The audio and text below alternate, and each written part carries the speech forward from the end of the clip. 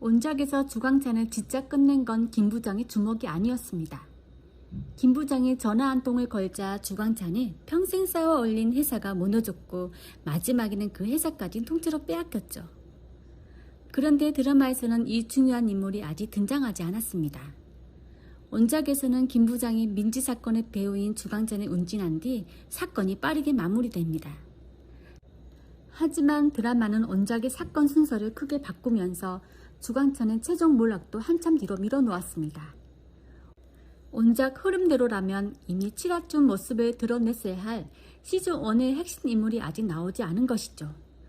결국 남은 10화에서 이 남자가 마지막 카드로 등장할 가능성이 높아졌습니다. 주광찬은 김 부장에게 얻어맞고도 끝까진 큰소리를 칠 겁니다.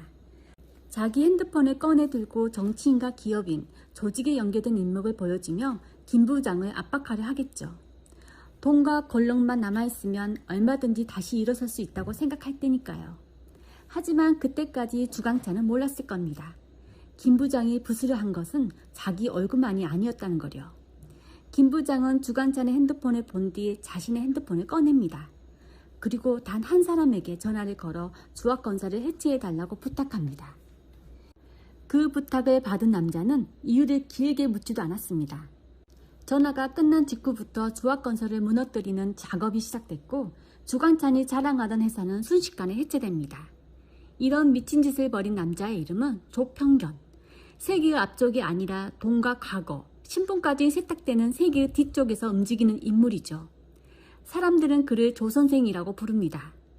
조평견이 운영하는 것은 정답하지만 평범한 물건을 맡기는 것은 아닙니다. 추출을 밝힐 수 없는 돈, 기어야 하는 과거, 새로 만들어야 하는 신분처럼 정상적인 방법으로 처리할 수 없는 이들이 이곳으로 들어옵니다. 김 부장과 림유준이 북한에서 남한으로 넘어오는 과정에도 조평견이 깊이 개입했습니다. 당시 조평견은 성한수의 부탁을 받고 나중에 대가를 받은 조건으로 어디론가 전화 한 통을 걸었습니다. 그런데 전화를 받은 곳이 놀랍게도 청와대였죠. 상대는 대통령 비서실장이었습니다. 비서실장은 조평견을 조선생이라고 불렀고 조평견은 비서실장에게 반말로 운수했습니다.